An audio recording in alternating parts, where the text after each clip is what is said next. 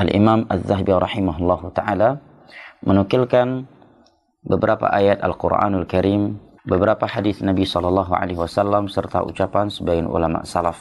Berikut ini beliau akan menyebutkan kepada kita beberapa hadis Nabi SAW dalam hal ini. Yang pertama adalah hadis yang diriwayatkan oleh Al-Imam Al-Bukhari dan Muslim, bahwa Rasulullah SAW bersabda, "Idza da'a ar-rajulu imra'atahu ila firashih, falam ta'tihi, la'anatha al-malaikatu hatta tusbih." Apabila seorang suami memanggil istrinya ke tempat tidurnya, lantas ia tidak langsung datang, la'anatha al-malaika hatta tusbih, maka istri tersebut, wanita tersebut akan dilaknat oleh para malaikat hingga pagi hari. Wa fi lafdhin, di dalam lafaz yang lain, fabata wa huwa 'alaiha ghadban la'anatha al-malaikatu hatta tusbih.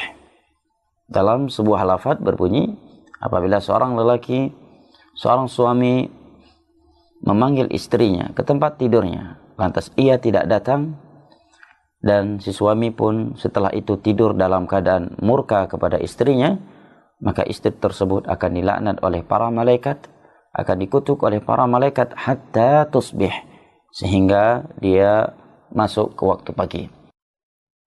Walafzu as-sahihaini aidan, idza batatil mar'atu hajarat firashi zawjiha fata'ba alaihi illa kana alladhi fi samai sakhitan 'alaiha hatta yarda anha zawjuha. Apabila seorang wanita tidur di malam hari di selain tempat tidur suaminya, maksudnya dia memboikot suaminya dengan tidak mau tidur bersama, tidak mau seranjang, dan tidak mau seranjang dengan suaminya di malam hari. Fata'ba alaihi illa kana alladhi fi samai sakhitan 'alaiha hatta yarda anha zawjaha. Melainkan Allah atau para malaikat di langit murka kepadanya sampai suaminya ridha memaafkannya.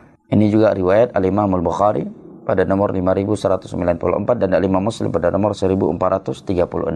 Di dalam beberapa hadis di atas menerangkan kepada kita bahwa seorang wanita, seorang istri, kapan diajak oleh suaminya untuk melakukan hubungan biologis ke tempat tidurnya, maka tidak boleh dia berlambat, menunda-nunda untuk memenuhi panggilan atau keinginan suaminya tersebut. Dan kapan ia tidak mau melakukannya, sementara ia memiliki kemampuan atasnya, sehingga suami marah dan murka kepadanya, maka dia akan dikutuk oleh malaikat Allahu Jalla wa'ala. Dan perlu diperhatikan bahwa penyebutan malam dalam hadis ini bukanlah wasfun ta'thiri, bukanlah suatu penyebutan yang memberi pengaruh pada hukuman. Dalam artian jangan dipahami bahwa kalau di selain malam hari dia boleh menolak panggilan suaminya.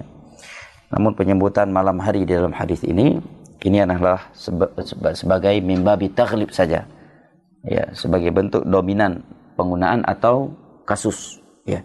Artinya andai kata suami yang memanggilnya ke tempat tidurnya di siang hari, lantas dia enggan untuk memenuhinya, kemudian si suami murka kepadanya, maka dia tetap akan dilaknat oleh para malaikat, sekalipun itu di siang hari. Karena penyebutan malam di sini bukanlah sesuatu yang memberi pengaruh kepada hukum, ya, mimbabi taklib saja, karena dominan kasus saja.